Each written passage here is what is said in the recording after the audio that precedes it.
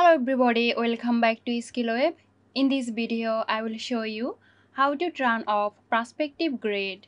So let's get started the video.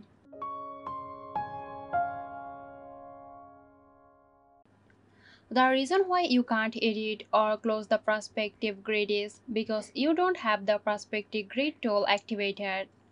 So simply go to your tools panel and go down to perspective grid tool. Click on it. Now you can edit the perspective grid. If you want to close it, simply go to the cross right here and click on it. So that's it. I hope this video helped you out.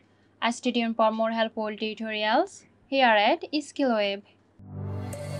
This video is sponsored by Zerosoft. Zerosoft offers graphic design, UI UX design, digital marketing and web development. Elevate your brand with Zerosoft today. For more details, check the description box.